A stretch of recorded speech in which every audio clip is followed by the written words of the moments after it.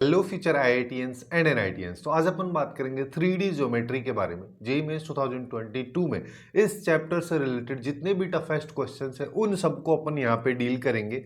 But before that इसी तरीके से अपन ने अप्रैल सेशन जो जेईई मेंस 2024 का था, इवन जनवरी सेशन के भी सभी क्वेश्चंस को इन दोनों प्लेलिस्ट में कवर किया है, जिनका लिंक आपको नीचे डिस्क्रिप्शन में मिल जाएगा। आप लोग वहां से जाके चेकआउट कर सकते हैं।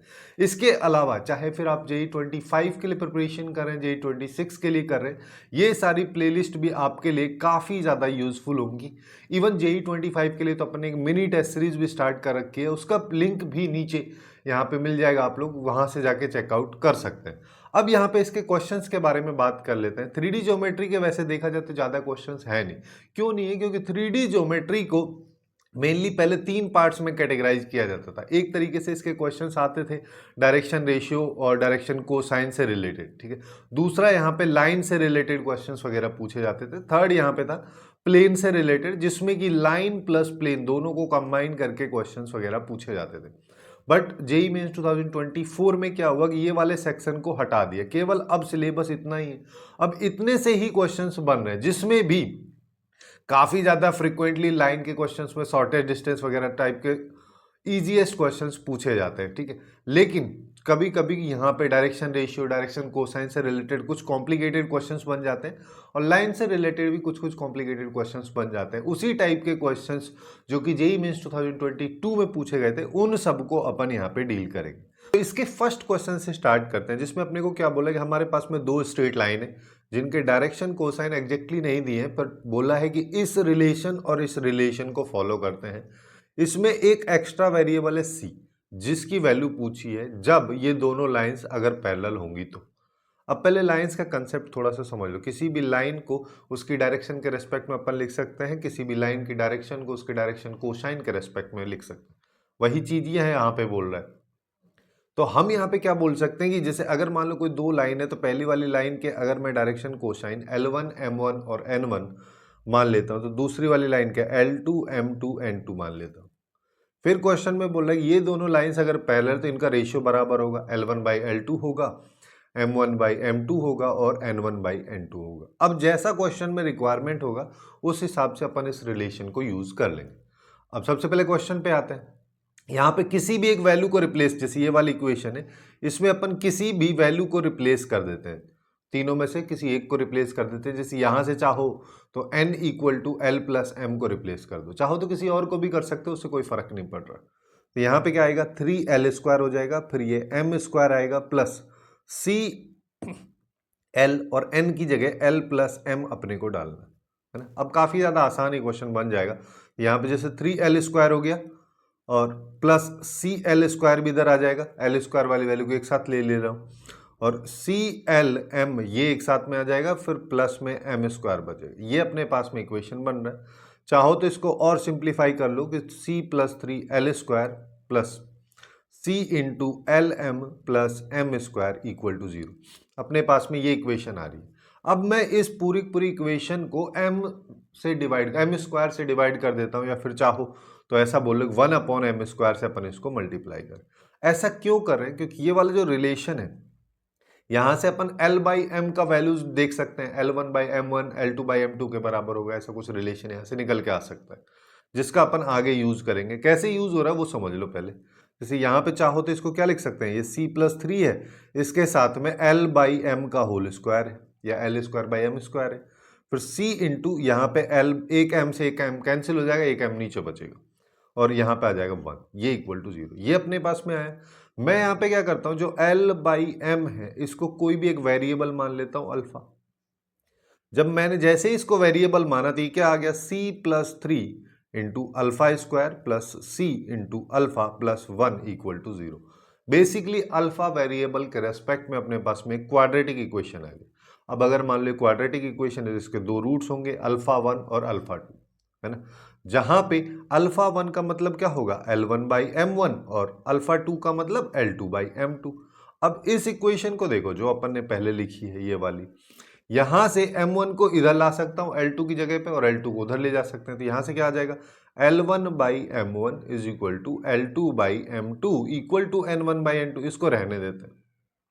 चाहो तो इसको भी रिप्लेस कर सकते हैं अपन, उससे कोई फर्क नहीं पड़ने वाला है ना। जैसे अगर मान लो m और n को मैं रिप्लेस कर रहा होता तो यहाँ पे फिर ऐसा ही relation m1/n1 equal to m2/n2 वाला अपने को m और n के रेस्पेक्ट में बनाना होता, फिर सॉल्व हो जाता। अब देखो यहाँ पे क्या बोल रहा है कि ये दोनों वैल्यूज बराबर है ना, जिसका मतलब यहाँ पे अपन ऐसा बोल सकते हैं कि α1 और α2 बराबर है।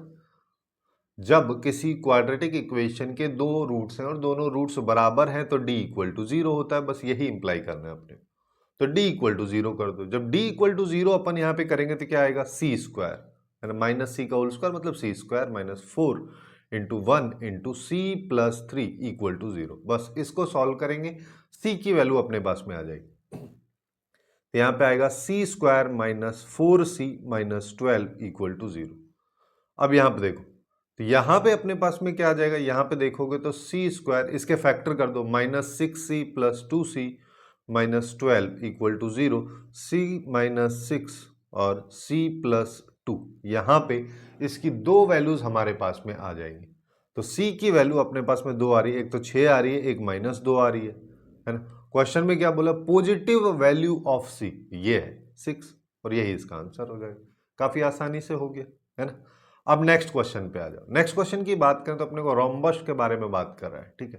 पहले रोम्बस बना लेते हैं, जैसे जैसे ये बोलता चलता है वैसे वैसे क्वेश्चंस को अगर समझ के करोगे तो काफ़ी आसानी से क्वेश्चन को बनाया जा सकता है। जैसे मान लो ये अपने पास में एग्जैक्टली रोम्बस नहीं लेकिन रोम्बस टाइप का बन गया सेम, ठीक है। अब क्या कह रहा है, ये रोम्बस पे पहले जैसे ही अब खुद के मन से PQRS नहीं लिख देना है, ये खुद बोला है PRQS यानी कि PRQS ऐसा बोला है। P का पॉइंट दे रखा है ना, ऐसा बोल सकते हैं कि P का पोजीशन वेक्टर दे रखा है ना। Q का भी पोजीशन वेक्टर इसने दे रखा है। तो अगर मैं यहाँ पे PQ वेक्टर निकालना चाहता हूं तो काफी आसानी से आ भी जाएगा है ना। देखो किसी भी वेक्टर को, जैसे मान लो कोई भी A वेक्टर है, उसको चाहो तो तुम i cap A1 i cap plus A2 j cap plus A3 k cap लिख सकते हो है ना। या फिर इसको एक और तरीका होता है A1 A2 A3 इस तरीके के ब्रैकेट में लिखने का, ये भी वेक्टर को रिप्रेजेंट करता है। हालांकि बहुत बार मैं इस चीज के बारे में बात कर चुका हूं। अब देखो अगर मान लो ऐसा अपन कर पा रहे हैं तो यहाँ पे देखो PQ वेक्टर मतलब Q का पोजीशन वेक्टर माइनस P का पोजीशन वेक्टर। तो यहाँ पे अपन 56 बाई ये माइनस 2 करेंगे, ये -2 है तो ये +2 हो जाएगा। फिर यहाँ पे क्या आएगा 43/17 फिर +1 आ जाएगा 111/7 -1, ये अपने पास, ठीक है। मैं इसको ऐसा इसलिए लिख दे रहा हूँ इस फॉर्मेट में कि अब कैलकुलेशन करना थोड़ा आसान हो जाता है। तो यहाँ पे PQ वेक्टर अगर अभी देखते हैं तो ये कितना हो जाएगा 34 + 56 यानी कि 90 बाई ये आ जाएगा। 47 + 17 करेंगे तो ये आ जाएगा 60/17। 111 में से 17 गया तो ये आ जाएगा 94/17। ये अपने पास में PQ वेक्टर आ चुका है, ठीक है। इस PQ वेक्टर को अभी अपन कनेक्ट भी कर देते हैं। अब क्वेश्चन में क्या कह रहा है, अब क्वेश्चन में अपन से कह रहा है कि हमारे पास में डायरेक्शन रेशियोज है किसके, एक डायगोनल जो RS है उसके, ठीक। तो डायगोनल RS अपन बना देते हैं। ये वाली जो डायगोनल है इस लाइन की इक्वेशन की अगर बात करोगे तो उसके डायरेक्शन रेशियोज है, मतलब इस लाइन की बेसिकली अपने को डायरेक्शन दे रखी है, डायरेक्शन वेक्टर दे रखा है। चाहो तो इसको डायरेक्टली भी लिख सकते हैं RS वेक्टर अब किसके इक्वल हो जाएगा, अल्फा -1 बीटा। जब डायरेक्शन रेशियोज किसी वेक्टर के किसी लाइन के दे रखे होते हैं तो अपन उसको alpha i cap plus beta j cap plus gamma k cap वाले फॉर्मेट में लिख सकते हैं या फिर डायरेक्टली ऐसा लिख सकते हैं। अब क्या कह रहे हैं, अब कुछ नहीं कह रहा, अब अल्फा और बीटा के बारे में बात कर रहा है कि उनकी मिनिमम एब्सोल्यूट वैल्यू के, देखो ये मिनिमम एब्सोल्यूट वैल्यू का मतलब भी समझ लो। अल्फा और बीटा यहाँ पे पहले बोल रहे हैं इंटीजर्स हैं, फिर मिनिमम एब्सोल्यूट वैल्यू चाहिए, मतलब उनकी वैल्यू मिनिमम से मिनिमम होनी चाहिए, फिर उसके आगे प्लस साइन लगा माइनस साइन लगा उससे कोई फर्क नहीं है, उसके मैग्नीट्यूड की मिनिमम वैल्यू होनी चाहिए, ऐसे समझ लो, ठीक है। एब्सोल्यूट वैल्यू का मतलब केवल और केवल मैग्नीट्यूड से होता है। अब यहाँ पे अगर इस तरीके का सिनेरियो अपने पास में बन गया तो अपने को क्या पता है, यहाँ पे चलो एक सा कर लेते हैं इसको कि ये रोम्बस है, रोम्बस के डायगोनल्स जो हैं एक दूसरे को 90 डिग्री पे कट करते हैं, जिसका मतलब दोनों के बीच का एंगल 90 डिग्री होता है, इधर भी 90 इधर भी 90 इधर भी 90। अगर ऐसा होता है तो मैं यहाँ पे क्या बोल सकता हूँ कि PQ वेक्टर एक्चुअली में परपेंडिकुलर होगा RS वेक्टर के। अगर ऐसा होगा तो पी क्यू वैक्टर का dot with R S vector ये इक्वल टू 0 होगा। अब डॉट क्या होता है, आई कैप के वैल्यूज को एक साथ मल्टीप्लाई कर दो, जे कैप वाली को एक साथ कर दो, के कैप वाली को एक साथ कर दो, तो यहां पे क्या आ जाएगा अल्फा इंटू 90/17। अब यहाँ पे -1 की वजह से माइनस आ जाएगा, तो यहाँ पे -60/17 प्लस बीटा इंटू 94/17 ये अपने पास में आ गया। अब पूरी इक्वेशन को 17 से मल्टीप्लाई कर दो तो 90 alpha minus 60 plus 94 beta equal to 0 आ गया। अब यहां से दो तरीके से अपन इसको कर सकते हैं, चाहे तो अल्फा के रेस्पेक्ट में बीटा की वैल्यू को देख लो या फिर बीटा के रेस्पेक्ट में अल्फा की वैल्यू को देख लो। और एक चीज और कर लो कि इसको थोड़ा सिंप्लीफाई कर लो, पूरी पूरी इक्वेशन 2 से डिवाइड हो जाएगी, तो 45 alpha minus 30 plus 47 beta equal to ये आ जाए, है ना। अब यहाँ पे इसको सिंप्लीफाई करो। अब सिंप्लीफाई करने के लिए अपन यहाँ पे क्या कर सकते हैं, काफी आसान सा अप्रोच अपने को यहाँ पे लगाना है, जिसके लिए अपन यहाँ पे ये जो रिलेशन दे रखा है ना, क्या वाला रिलेशन है अपने पास में यहाँ पे 45 अल्फा माइनस ये, है ना। चाहो तो यहाँ से देखो, चाहो तो बीटा के रेस्पेक्ट में निकाल लो, चाहो तो अल्फा के रेस्पेक्ट में निकाल लो, तो यहाँ पे अल्फा इज इक्वल टू क्या आ जाएगा 30 माइनस 47 बीटा डिवाइड बाई 45 ये वाला। अगर मान लो इसका भी यूज नहीं करना है तो अपन डायरेक्टली इसी का यूज कर लेते हैं कि हमारे पास में 30 minus 47 beta is equal to 45 alpha के बराबर। अब देखो, अगर मान लो अपने को क्या चाहिए, अपने को ये वैल्यू यहाँ पे ये पूरी के पूरी वैल्यू देखो, अल्फा भी इंटीजर है बीटा भी इंटीजर है। अब अल्फा इंटीजर कब आएगा, यहां से अगर मान लो अपन देखें तो ये वैल्यू जब 45 का मल्टीपल होगा, है ना, यानी कि ये वाली वैल्यू जब 45 का मल्टीपल होगा, तो इसको 45 का मल्टीपल अपन बना लेते हैं। कैसे बनाते हैं, सबसे पहले ऐसे करो, इसमें +15 -15 कर देते हैं, जिससे थोड़ी चीजें आसान हो। तो ये तो हो गया 45, है ना, और 47 को भी -2 बीटा -45 बीटा लिख दो, तो यहाँ पे एक बार -45 बीटा इसके साथ लिख दो, -15 -2 बीटा ये अपने पास में। अब देखो 45 को अगर कॉमन लिया तो 1 माइनस बीटा आया, यहां पे माइनस कॉमन ले लो और यहां पे आएगा 15 plus 2 beta is equal to 45 alpha. अब अपन यहां पे क्या कर सकते हैं, देखो यहां पे हम ऐसा बोल सकते हैं कि एक्चुअली में ये वाली वैल्यू जो है ये तो ऑलरेडी देखो अपने को ये पूरी पूरी वैल्यू 45 का मल्टीपल चाहिए, अभी भी पूरी पूरी लेफ्ट वाली पूरी की पूरी जो वैल्यू है वो एक्चुअली में 45 का मल्टीपल होना चाहिए। इस चीज को अपन देखो 45 से अगर मान लो मैं इस पूरे को डिवाइड करूंगा तो मैं इसको ऐसे भी तो लिख सकता हूं कि ये डिवाइड बाय 45 ये डिवाइड बाय 45। अब ये वाली वैल्यू तो 45 का मल्टीपल हो गया क्योंकि 45 इसमें ऑलरेडी मल्टीपल में है, लेकिन ये वाली वैल्यू है नहीं मल्टीपल। अब इसको 45 का मल्टीपल अपने को बनाना है। जब अगर अपन इसको 45 का मल्टीपल बना दिए तो अपना क्वेश्चन जो है काफी आसानी से सॉल्व यहां पे हो जाएगा। जिसके लिए हम यहां पे क्या कर सकते हैं कि यहां पे बहुत सारी चीजें, जैसे देखो ये 45 का मल्टीपल कब होगा, जब मिनिमम देखो अल्फा और बीटा अपने को मिनिमम चाहिए, अल्फा और बीटा अगर मान लो मेरे को मिनिमम चाहिए तो यहां पे ये 45 का मिनिमम मल्टीपल क्या होगा 45 ही हो सकता है, लेकिन उसके अलावा 90 भी हो सकता है और यहाँ पे 135, हाँ 135 भी हो सकता है। इस तरीके की वैल्यूज आगे चल के हो सकती है, बट अपने को केवल इस पे फोकस रखना है क्योंकि मिनिमम एब्सोल्यूट वैल्यू के बारे में बात होगी। तो ये 45 कब होगा, ये 45 जब होगा जब बीटा की वैल्यू 15 होगी, क्योंकि 2 बीटा 30 हो जाएगा, 30 प्लस 15 करोगे तो 45 अपने पास में आ जाएगा। जब ये 45 आ जाएगा तो लेफ्ट वाला पूरा के पूरा पोर्शन अपन ऐसा बोल सकते हैं कि यहाँ पे 45 का मल्टीपल होगा। अब देखो बीटा 15 आ गया मिनिमम वैल्यू, जब बीटा 15 है तो अब अल्फा निकाल लेते हैं। तो अल्फा इज इक्वल टू क्या, चाहो तो इस वाली इक्वेशन से निकाल लो या फिर राइट साइड से निकाल लो। तो यहाँ पे 45 यहां से निकाल रहा हूं मैं, है ना, यहाँ पे 45 आ गया, 1 माइनस 15 किया तो -14 आया, फिर यहाँ पे माइनस देखोगे यहाँ पे -45 डिवाइड बाई 45 से 45 कॉमन लेके मैं निपटा दे रहा हूँ। तो 45 को अगर कॉमन लिया तो -14 -1 डिवाइड बाई 45, इससे गया ये आ रहा है -15। क्लियर। अल्फा और बीटा की इंटीजर में वैल्यूज अपने पास और भी वैल्यूज यहाँ पे ले सकते हैं, लेकिन अपने को एक्चुअली में इंटीजर से मतलब है, इसी वजह से 45 का मल्टीपल भी देख रहे हैं और बीटा की वैल्यू इंटीजर फॉर्मेट में अपन देख रहे हैं। अब अल्फा और बीटा का आ गया, दोनों की वैल्यू सेम है, इनके स्क्वायर का सम पूछा है, तो 15 का स्क्वायर प्लस 15 का स्क्वायर, है ना, तो 225 प्लस 225 450 हो जाएगा एंड 50 इस क्वेश्चन का करेक्ट आंसर अपने पास में निकल के आए। अब नेक्स्ट क्वेश्चन पे आ जाओ। काफी अच्छा क्वेश्चन था वैसे, रोम्बस वाला है ना। अब नेक्स्ट क्वेश्चन की बात करें, ये उतना कॉम्प्लिकेटेड नहीं है बट देखो थोड़ा सा लेंदी है।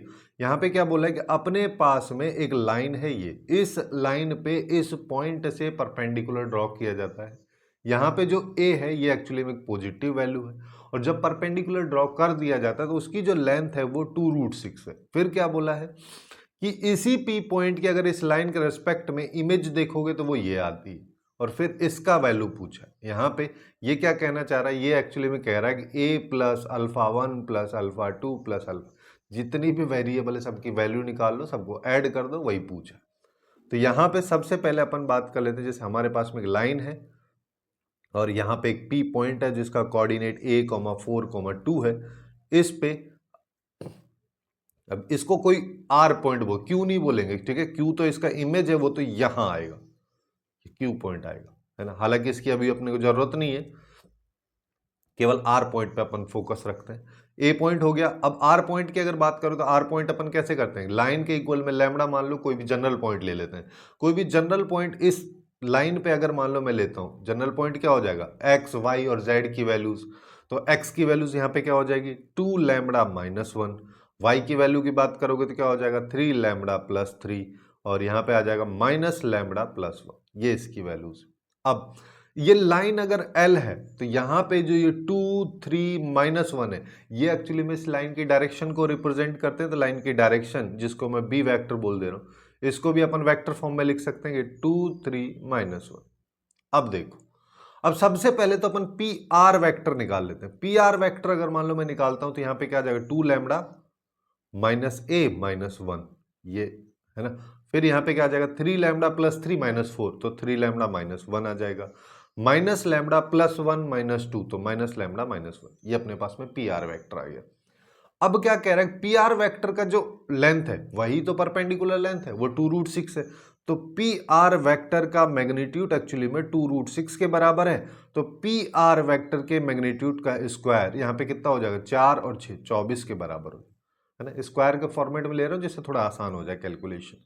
तो अब अपन क्या लिख सकते हैं कि 2 लैम्डा माइनस a माइनस 1 का whole square plus 3 lambda minus 1 का whole square plus minus lambda minus 1 का होल स्क्वायर कर लो, या फिर चाहो तो माइनस को बाहर ले लो, होल स्क्वायर लगा है तो ये लैम्डा प्लस 1, इसको डायरेक्टली लिख भी सकता हूं। ये 24 के बराबर अपने पास में आ रहा है। अब देखो ये वैल्यू 24 के बराबर आ गई। दूसरा अपन यहां पे क्या कर सकते हैं कि अपने को यहाँ पे सीधा सीधा दिख रहा है कि इन दोनों के बीच का एंगल 90 डिग्री परपेंडिकुलर डिस्टेंस, तभी आएगा। तो यहाँ पे हम ऐसा भी बोल सकते हैं कि पी आर वेक्टर एक्चुअली में परपेंडिकुलर होगा बी वेक्टर के, जिसका सीधा सा मतलब पी आर वेक्टर का बी वेक्टर के साथ डॉट इक्वल टू 0। तो यहाँ पे अपन क्या करेंगे कि यहाँ पे आ जाएगा 2 लैम्डा माइनस a माइनस 1 और 3 लैम्डा प्लस 3 और यहाँ पे आएगा माइनस लैम्डा माइनस 1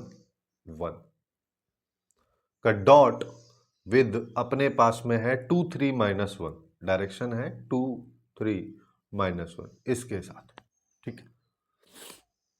तो इसका डॉट कर दो। इसका डॉट अगर अपन करेंगे तो 2 से मल्टीप्लाई किया 4 lambda minus 2a minus 2 plus 3 lambda plus 3 lambda minus 1 है ना, 3 लैम्डा माइनस 1 है ये, ठीक। तो यहाँ पे 3 से अब इसको मल्टीप्लाई कर दो तो यहाँ पे आएगा 9 लैम्डा माइनस 3, माइनस 1 से करोगे तो ये लैम्डा प्लस 1 हो जाना है। अब यहाँ पे देखो 4, 5 और ये 9, तो ये हो गया 14 लैम्डा माइनस 2a, और यहाँ पे माइनस 5 और ये माइनस 4, ये अपने पास में आएगा। अब चाहो तो पूरी पूरी इक्वेशन को 2 से डिवाइड कर दो तो यहाँ पे आएगा 7 lambda minus a minus 2 equal to 0। अब देखो, अब यहां से हम दो चीज कर सकते हैं। चाहो तो तुम लैम्डा की जगह यहां से वैल्यू निकाल लो, lambda is equal to a plus 2/7 आ जाएगा, उसको यहाँ पे डालेंगे और फिर इसको सिंप्लीफाई करते हुए चलेंगे तो लैम्डा की वैल्यूज आ जाएंगी, सॉरी a की वैल्यूज आ जाएंगी। बट इसमें दिक्कत क्या है कि बाई 2 आएगा, फिर उसको एलसीएम लोगे, फिर होल स्क्वायर करोगे, बहुत ज्यादा दिक्कत है ना। उसकी बजाय अपन ऐसा भी तो कर सकते हैं कि यहाँ पे a की वैल्यू निकाल लो जो कि 7 लैम्डा माइनस 2 के बराबर आ जाएगी। इस वैल्यू का अपन यहाँ पे यूज कर लेते हैं इसमें। अब जैसे देखो ये वाली इक्वेशन जो है अगर मैं इसमें यूज करता हूं तो 2 लैम्डा तो है ही, माइनस ए की जगह अपने पास में -7 लैम्बडा प्लस 2 और -1 और बाकी सब एज इट इज रहेगा क्योंकि बाकी में ए है ही नहीं, तो यहां पे अपनी कैलकुलेशन काफी ज्यादा आसान हो जाएगी पिछले वाले स्टेप के कंपैरिजन में। तो यहाँ पे लैम्बडा प्लस 1 का होल स्क्वायर आ जाएगा, ये इक्वल टू 24 आएगा। इसको सॉल्व कर लो, -5 लैम्बडा प्लस 1 का होल स्क्वायर, इसको करेंगे तो 9 लैम्बडा स्क्वायर हो जाएगा plus 1 -6 lambda plus lambda square plus 2 lambda plus 1 equal to 24। इसको इधर ले आओ, अपने को वैल्यूज से मतलब है। अब देखो यहां पे इसको खोल लेते हैं तो यह आएगा 25 lambda square plus 1 minus 10 lambda plus, अब देखो 9 और 1 10 लैम्बडा स्क्वायर है -4 लैम्बडा है, 1 प्लस 1 2 हो गया, -24 करोगे तो -22। तो अब इसको सिंप्लीफाई करोगे तो 35 लैम्बडा स्क्वायर हो गया, -10 -4 तो -14 लैम्बडा हो गया और 1 -22 तो ये -21, ये अपने पास में आ गया। अब इसके फैक्टर करने में देखो समझने में ऐसा हो सकता है कि दिक्कत हो जाएगी यार, अब इसके कैसे निकालेंगे। इसके एक्चुअली में फैक्टर हो रहा है, कैसे फैक्टर हो रहा है, 35 और 21 का डिफरेंस अगर देखोगे तो 14 ही है, तो यानी कि 35 lambda square -35 lambda plus 21 lambda -21 equal to 0, ये अपन इसका कर देते हैं। तो यहां से 35 लैम्बडा अगर मैं कॉमन लिया तो लैम्बडा -1 आएगा, फिर प्लस 21 कॉमन लिया तो लैम्बडा -1 आएगा। तो यानी कि दो फैक्टर आ रहे हैं, एक लैम्बडा -1 आ रहा है, एक 35 लैम्बडा प्लस 21 आ रहा है। तो यहां से लैम्बडा की दो वैल्यूज आ रही है, एक तो वैल्यू 1 आ रही है, दूसरी वैल्यू की बात करोगे -21/35। अब देखो जब लैम्बडा 1 है तो ए की वैल्यू क्या आ जाएगी, ए की वैल्यू अपन यहाँ पे क्या बोल सकते हैं, यहाँ पे अभी अपन ने निकाली भी थी 7 लैम्बडा -2, तो ये आ जाएगी 7 × 1 - 2 यानी कि 5। यहां से देखोगे तो 7 × -21/35 -2, ये वैल्यू एक्चुअली में नेगेटिव आएगी, है ना। अब क्वेश्चन में क्या बोला कि ए अपने पास में पॉजिटिव है, जिसका मतलब ये तो कोई काम का ही नहीं है, जिसका मतलब ये वैल्यू अपने किसी काम की नहीं है। हमारी वैल्यू ये काम की है, जहां से लैम्बडा हमको 1 मिल गया है, ए की वैल्यू 5 मिल गई है। अगर ऐसा हो गया है तो अब यहां पे क्यू अपन काफी आसानी से निकाल सकते हैं। क्यू कैसे निकालेंगे, देखो अपने को क्या बोल रहा है, अपने पास में यहां पे एक पी पॉइंट है जिसका कोऑर्डिनेट यहां पे ये तो 5 हो गया, 4 और 2 तो दे रखा है, क्यू यहां पे है, आर की बात करोगे आर यहां पे है जिसमें लैम्बडा अपन डाल देते हैं, ये रहा आर, है ना। इसमें अगर मान लो मैं लैम्बडा की वैल्यू 1 डालूंगा तो अपने पास में क्या आएगा 2 - 1 यानी कि 1 आ गया, 3 + 3 6 आ गया और 1 1 करेंगे तो ये 0 हो जाए, ठीक है। तो ये आएगा अपने पास में 160। अब हमको क्या पता है, हमको पता है कि आर एक्चुअली में मिड पॉइंट है ना। 1 कब आएगा, 1 एक्चुअली में यहां पे चाहो तो अपन इसको काफी आसानी से देख भी सकते हैं कि 1 अपने पास में कब आ रहा है। इसको निकालने के लिए अपन यहां पे क्या करेंगे कि आर एक्चुअली में इसका मिड पॉइंट है, तो जैसे ये α1 α2 α3, चाहो तो बेसिक तरीके से कैलकुलेशन कर लो कि α1 + 5 और है ना /2 = 1 है, तो अल्फा एक्चुअली में -3 के बराबर, α1, है ना, तभी जाके अपने पास ये आएगा। और यहां पे चाहो तो α2 + 4 / 2 = 6 है, तो यहां पे α2 अपने पास में 8 आ गया। ऐसे ही α3 + 2 / 2 = 0 है, तो α3 की वैल्यू -2 अपने पास में आ गई है। अब देखो, अब क्वेश्चन में सबका सम पूछ रहा है, ए की वैल्यू अपने पास में 5 थी, α1 की बात करोगे तो वो वैल्यू -3 + 8 -2, +5 और -5 लिखा है, दोनों एक दूसरे को कैंसिल कर देंगे, केवल बचेगा 8, और यही इस क्वेश्चन का करेक्ट आंसर अपने पास में निकल के आता है। ठीक, अब नेक्स्ट एंड लास्ट क्वेश्चन के बारे में बात करते हैं सेगमेंट का, है ना, जिसमें अपने को एक्चुअली में दो लाइंस दे रखे हैं, एक L1 है एक L2 है, दोनों लाइंस परपेंडिकुलर हैं, और फिर बोला है कि L2 और L3 के बीच का एंगल अपने को बताना है। सबसे पहली चीज तो यहाँ पे, जब अगर मान लो मैं ऐसा बोलूं कि L1 लाइन L2 के परपेंडिकुलर, तो L1 लाइन की डायरेक्शन जिसको अगर मैं B1 बोल दूं, तो B1 वेक्टर, लाइन की डायरेक्शन वेक्टर फॉर्म में होगी, वो एक्चुअली में L2 लाइन के डायरेक्शन B2 वेक्टर के परपेंडिकुलर होगा। अब अगर ऐसा होगा तो अपन क्या बोल सकते हैं, b1 dot b2 equal to 0। और लाइन का ये जो फॉर्म है इसको कार्टेशियन फॉर्म बोलते हैं। कार्टेशियन फॉर्म क्या होता है, x minus x one by A equal to Y minus Y one by B equal to Z minus Z one by C, जहां पे ये ए बी सी जो है एक्चुअली में उस लाइन के डायरेक्शन के वेक्टर को रिप्रेजेंट करती है, उस लाइन की डायरेक्शन को रिप्रेजेंट करती है। बट यहाँ पे ये लाइन होनी स्टैंडर्ड फॉर्मेट में चाहिए। जैसे यहाँ पे इस लाइन को देखोगे तो इसको स्टैंडर्ड फॉर्मेट में पहले बना लेते हैं। सॉरी, है ना। तो यहाँ पे थोड़ा सा तबीयत डाउन है ना। यहाँ पे देखो हमको अपने को क्या करना है कि x minus x one by a, ये तो स्टैंडर्ड फॉर्मेट हो गया। यहाँ पे y minus Y one by b, ये भी हो गया। इसको करेंगे तो ये आ जाएगा z माइनस टू, नीचे बचा 0, है ना। चाहो तो इसको ऐसे भी देख सकते हो, ये इक्वल टू अगर लैम्बडा हो, है ना, सारी वैल्यूज लैम्बडा होती है तो ये बोल रहा है कि जेड की वैल्यू हमेशा 2 आई। जेड की वैल्यू हमेशा 2 कब आई, जब ये लैम्बडा ही ना हो। तो इसको लैम्बडा को 0 से मल्टीप्लाई करेंगे तो जेड इक्वल टू 2 आ जाएगा, है ना। अब यहाँ पे बस ये कंफ्यूजन नहीं क्रिएट करना है कि नीचे तो 0 आ गया, डिनोमिनेटर में 0 आ गया है तो पंगा हो गया, वो हो गया। ये एक्चुअली में केवल और केवल एक रिप्रेजेंटेशन है लाइन का, जिसको कार्टेशियन फॉर्म का रिप्रेजेंटेशन बोलते हैं, ठीक है। और कोई लेना देना यहाँ पे है नहीं। दूसरी लाइन L2 के बारे में बात कर लेते हैं, उसको भी स्टैंडर्ड फॉर्मेट में बना लो।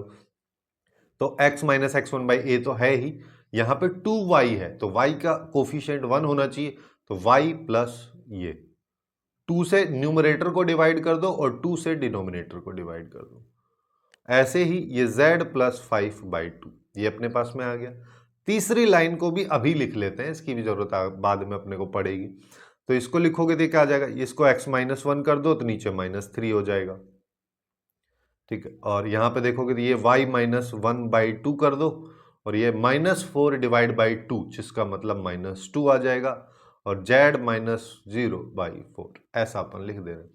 अब यहाँ पे अगर ये लाइन है तो इसका b1 वेक्टर देख लो। b1 वेक्टर क्या है, -3 माइनस 2 0। यहाँ पे b2 वेक्टर देखोगे तो कितना है, 1 अल्फा बाई 2 2। यहाँ पे b3 वेक्टर इसकी डायरेक्शन मान लो तो उसको देखेंगे तो -3 -2 एंड 4।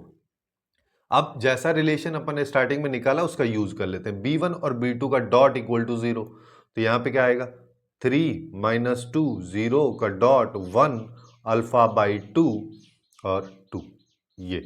तो इसको सिंप्लीफाई करेंगे तो 1 से 3 को मल्टीप्लाई किया तो 3 माइनस यहाँ पे क्या हो जाएगा 2 इंटू अल्फा बाई 2 और प्लस 0, ये अपने पास में इक्वल टू 0 आ जाएगा। यहां से अल्फा की वैल्यू आ गई 3, ठीक है। अब क्या करना है, अब अपने को L2 और L3 लाइन के बीच का एंगल बनाना है या बताना है। जैसे अगर मान लो ये लाइन L2 है, ये लाइन L3, इन दोनों के बीच का एंगल वही होगा जो इन दोनों लाइंस के डायरेक्शन वेक्टर्स के बीच का एंगल होगा, ठीक। मैं यहाँ पे क्या कर सकता हूँ, cos theta is equal to b2 vector का dot with b3 divide by b2 का मैग्नीट्यूड और b3 का मैग्नीट्यूड। तो b2 वेक्टर का डॉट कर दो। b2 वेक्टर अब अपने पास में क्या आ गया, अल्फा की वैल्यू डाल देते हैं। तो हमारे पास में cos theta is equal to b2 vector है 1 अल्फा की वैल्यू अल्फा बाई 2 यानी कि 3/2, और फिर यहाँ पे आ जाएगा 2। इसका डॉट अपने को करना है b3 के साथ में, -3 -2 एंड 4 डिवाइड बाय दोनों का मैग्नीट्यूड निकाल लो 1, और 3/2 का होल स्क्वायर करोगे तो 9/4 आएगा, फिर इसका करेंगे तो 4 आएगा, ठीक है। दूसरे वाले का कर लो, 3 लिखो या 3 लिखो, होल स्क्वायर हो रहा है तो कोई मतलब ही नहीं है, वापस दोनों सेम ही चीज है, ये अपने पास में है।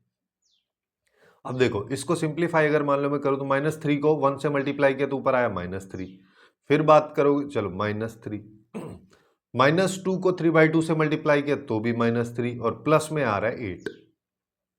और अब यहाँ पे देखो, यहाँ पे 4 अगर मान लो मैं एलसीएम लेता हूँ तो 16 + 9 25 और यहाँ पे भी 4 आएगा तो ये आ जाएगा 25 + 4 यानी कि 29/4 का रूट। और यहाँ पे देखोगे तो ये 16 4 20 और 9 29, है ना। अब देखो तो cos थीटा मेरे पास में ऊपर कितना बच रहा है, यहाँ पे -6 + 8 यानी कि 2। नीचे की बात करोगे तो इसको मैं √29/2 लिख सकता हूँ, जो बाई 4 लिखा था, रूट से हटा सकते हो उसको, और यहाँ पे √29। यानी कि ये आ गया ऊपर 4 आ गया, नीचे आ गया 29। ये कॉस थीटा की वैल्यू है, तो theta is equal to cos inverse of 4/29। 4/29 किसी में है ही नहीं। अगर किसी में नहीं है तो सेक वाले ऑप्शंस भी दे रखा है इसने एक, तो सेक कॉस थीटा अगर इतना है तो सेक थीटा क्या होगा 1 कॉस थीटा, यानी कि 29/4। तो थीटा इज इक्वल टू क्या हो जाएगा सेक इनवर्स 29/4, यानी कि बी ऑप्शन यही इस क्वेश्चन का करेक्ट आंसर होगा।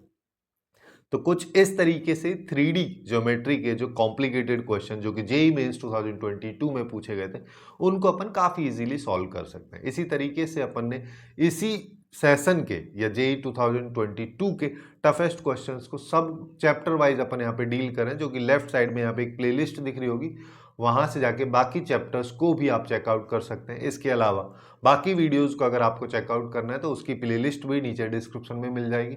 सो आज के लिए बस इतना ही। Hopefully you guys find it useful, and if you find it useful then please do like, share and subscribe.